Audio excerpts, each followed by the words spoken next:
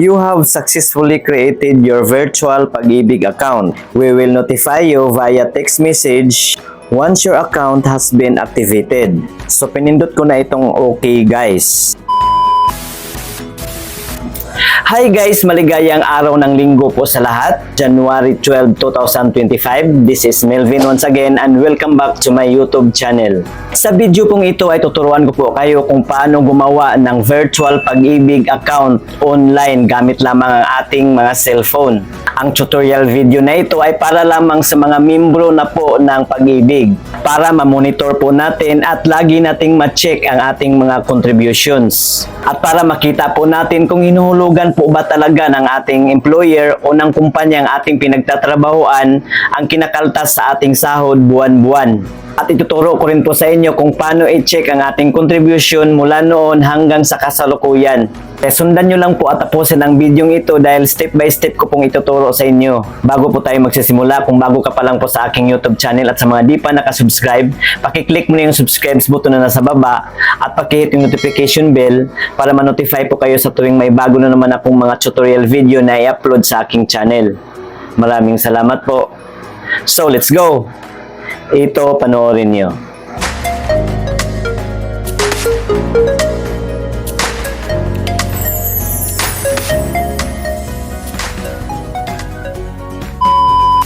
So ayan po guys, sa mga wala pa ang mobile app sa Pag-ibig, dadaan muna tayo sa Play Store para i-download.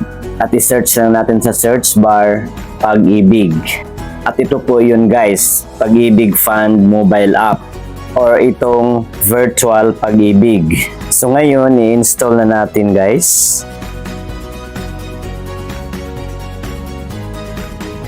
At ayan po, installed na po siya. So ngayon, i-open na natin.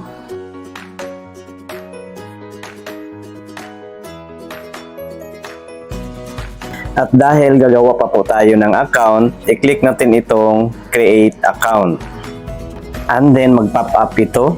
You will be redirected to our website's account creation facility. So i-click na natin itong continue guys. And then ihahatid po tayo doon po sa kanilang website. Scroll up lang natin guys. And then i-click na natin itong create and activate your account online. And then mag-pop up ito guys.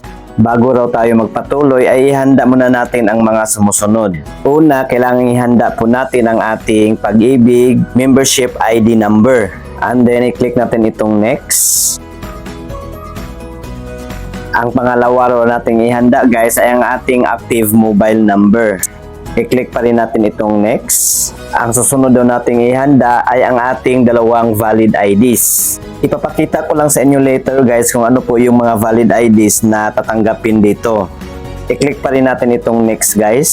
Ito po ang last. Kailangan ihanda daw natin ang ating sarili para sa selfie na hawak ang ating dalawang valid ID. So ngayon guys, i-click na natin itong proceed. So ito na po yung first page ng form guys para sa pag-create at pag-activate ng ating account sa Pag-ibig. So dito natin ilagay ang ating Pag-ibig membership ID number. Next po ilagay po natin dito ang ating last name. Next po ay ang ating first name. Next po ay ang ating middle name. At kapag wala raw tayong middle name guys, ay i-click lang natin itong may maliit na box na may nakalagay na no middle name. Lagyan lang natin yan ng check. Next po ay ang ating date of birth. At dito sa pinakababa ay ang ating active mobile number. At pagkatapos nating ma-fill upan guys, ay i-click na natin itong proceed. At pag-click natin sa proceed guys, ay mag-pop up ito. Mag-send daw ng OTP o one-time PIN ang Pag-ibig sa ating active mobile number na nilagay. I-click lang natin itong okay guys. At dito natin ilagay yung one-time PIN na na-receive natin. At pagkatapos nating malagyan, i-click natin itong proceed.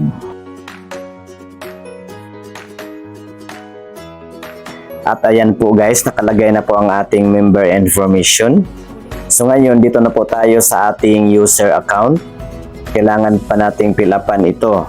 Ilagay natin dito ang ating email address. At pagkatapos natin malagyan guys, ay i-type natin ulit dito sa baba sa may confirm email address. Next po ay may mga security questions dito sa baba guys for password retrieval. Meaning kapag nakalimutan natin yung ating password sa pag-login dito sa ating Pag-ibig account, ito po yung mga questions na kailangan nating sagutin para ma-retrieve ang ating password.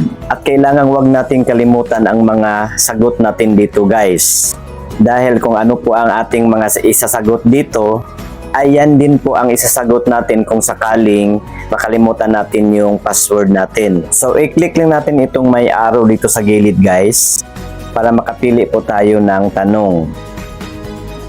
At ito po yung mga tanong guys na ating pagpipilian. Actually guys, pareho lang po ang mga tanong na ating pagpipilian dito guys sa una, pangalawa at sa ikatatlo. Halimbawa po ang pipiliin kong tanong dito ay itong what primary school did you attend? So dito ko po ilalagay ang aking sagot guys dito sa may box na may nakalagay na answer. So ilalagay ko po yung lugar kung saan po ako nag-aaral ng primary. At pagkatapos nating makapili guys, ay dito na naman sa pangalawang questions. Ibang questions na naman ang pipiliin natin hanggang makumpleto natin itong tatlong mga tanong. At pagkatapos natin dyan, dito na tayo sa baba sa verification. Ilagay natin dito ang ating place of birth, kung saang lugar po tayo ipinanganak. At may pagpipilian po tayong mga lugar po dito guys, kung anong region, anong province, at kung anong city or municipality. Next po ay ilagay po natin dito ang ating mother's name at birth. Ibig pong sabihin, pangalan ng ating mother sa pagkadalaga pa na nakalagay sa kanyang birth certificate. At dito sa baba guys ay pag-upload na po ng photo sa ating valid ID. At may reminders na nakalagay dito guys, mag-upload ng larawan ng iyong passport o dalawang valid ID kung walang passport. So kung may passport pala tayo guys, pwede palang yun lang ang isubmit natin. Pero kung wala po tayong passport, dalawang valid ID po talaga ang isasubmit natin. At siguraduhin malinaw daw guys na makikita ang ating larawan at mababasa ang mga detalye na nakasulat sa ating ID. At kapag passport ang isasubmit natin guys, ay i-click lang natin itong may maliit na bilog dito sa passport. At kapag wala po tayong passport, ay itong isang bilog ang pipindutin natin, itong other IDs. At ang inaalaw nilang file type guys ay JPG, JPEG, PNG, at BMP. Basta galing po sa kamera ng ating cellphone guys, okay na po yun at nakasave na sa ating phone gallery. At dahil wala po akong passport, itong other IDs ang pipindutin ko. At ito po yung mga other IDs guys na tatanggapin ng Pag-ibig. Pindutin lang natin itong may arrow para makapili po tayo. Alien Certification of Registration or Immigrant, Certificate of Registration, Barangay Certification or Barangay IDs or similar documents bearing picture of the member, Company ID issued by private entitles, DSWD Certification, Driver's License, Government Office and GOCC ID, EFP ID, Pag-ibig Fund Loyalty Card, GSIS ID Card, ID issued by the National Council on Disability Affairs, IBP ID, NBI Clearance, OFW ID, UWA ID, PhilHealth Health Insurance Card ng Bayan, Philippine Identification Card, Police Clearance, Postal ID, PRC ID, Seaman's Book or Seafarer's Identification and Record Book, Senior Citizen Card, SSS Card, TIN ID, at Voter's ID. So ang una kong sinubmit dito guys ay ang aking PhilHealth ID. So pinindot ko dito guys ay ang PhilHealth. At ayan po, nakalagay na po ang PhilHealth guys. Then pindutin natin itong select file para kunin yung pinicturan nating valid ID. At kapag magkulay pula ito guys, gaya nito guys, nagkulay pula po siya, nag-error po yan guys. Hindi po yan na-upload. Masyado daw malaki ang size ng picture. 3 MB lang po ang required na size guys. So ang ginawa ko, inedit ko po yung picture guys. Liniitan ko po. At yun guys, uploaded na po ang aking unang ID na sinubmit. Ito na po siya At dito na po tayo sa aking pangalawang ID. At ang sinubmit ko po dito sa pangalawang ID guys ay ang aking TIN ID. At ayan po, uploaded na po siya guys. Next po ay kailangan po nating mag-selfie guys. Nahawak natin yung dalawang ID na sinubmit natin. Ganun pa din po ang ni-required na file types at ang ni-required na file size. I-click na natin itong select file guys para kunin natin yung pinicturean natin ng ating sarili. At ayan po guys, uploading na po siya. At ayan po, na-upload na po siya. So, kompleto na po ang ating form guys. Ang next po natin gawin ay pindutin natin itong may maliit na box to certify na tama yung mga personal information na nilagay natin dito. And then, pagkatapos malagyan ng check, ay i-click na natin itong submit. At mag-pop up ito guys. You have successfully created your virtual Pag-ibig account. We will notify you via text message once your account has been activated. So, pinindot ko na itong okay guys. So, mga after 7 to 8 hours guys, ay nag-text na po ang Pag-ibig sa akin na activated na daw ang aking Pag-ibig account.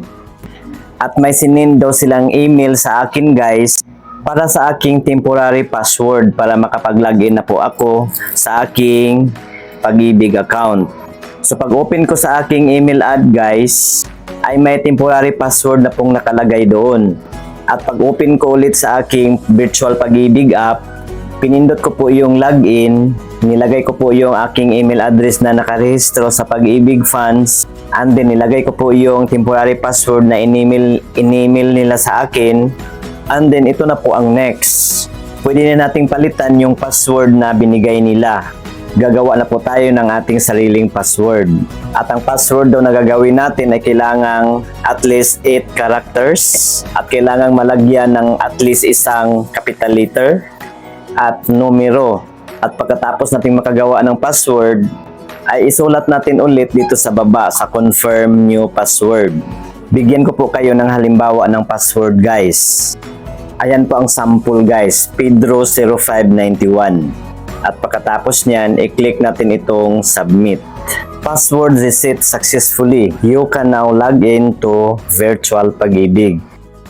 So i-click na natin itong return to main page. And then i-click na natin itong login. Ilagay na natin ang ating email address at yung bagong password na ginawa natin. And then click login. And then ito na po ang ating account details.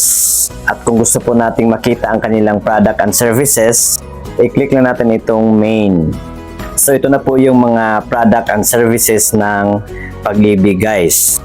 Itong regular savings, MP2 savings, housing loan, multipurpose loan, calamity loan, online payments, apply for MPL, loyalty card plus, at view loan status. At kapag gusto nating i-check or gusto nating makita ang ating contribution guys, ay dito po tayo sa regular savings. I-click lang po natin yan. So ito po guys, dito po natin makikita ang kabuoang total sa ating contributions. Itong total regular savings. At nakalagay dito ang ating Pag-ibig membership ID number, membership category, kung private ba o public ang ating pinagtatrabahuan, pangalan po ng ating employer o pangalan po ng kumpanya na ating pinagtatrabahuan sa kasalukuyan. Nakalagay din dito ang ating initial remittance date, yung pinakaunang pizza na hinulugan ng ating Pag-ibig, at ang last remittance date, yung pinakahuling hulog. Next po ang total employees share. Total po ng na-share ko guys. At ang total po ng na-share ng ating employer o ng kumpanya. Total number of contributions. Kung nakailang hulog po ba tayo. At total dividends. At kapag gusto nating makita guys ang contribution natin noong nakaraang taon, ay ilagay lang natin dito sa baba guys ang year na gusto nating makita ang ating contribution. Halimbawa sa akin, gusto ko makita yung contribution ko noong 2024. Isulat ko lang dito ang 2024 and then i-click natin itong view. And then dito sa baba guys, makikita natin lahat ng contribution natin sa taong 2024. May pitsa dyan at ang amount ng ating na-contribute buwan-buwan. So ganun lang po guys. Abangan nyo lang po guys ang iba ko pang mga tutorial video about virtual pag-ibig. At para sa mga wala pang virtual pag-ibig membership ID number, abangan nyo lang po ang aking tutorial video tungkol po dyan kung paano kumuha niyan online. So yun lamang po guys, sana may natutunan po kayo. Paki-like and share na lang po sa video ito, at para sa mga iba pa pong mga katanungan, pakisulat lang po inyong mga tanong dyan po sa comment section sa baba. Maraming salamat sa panonood. See you again sa next kong mga tutorial video. Goodbye. God bless.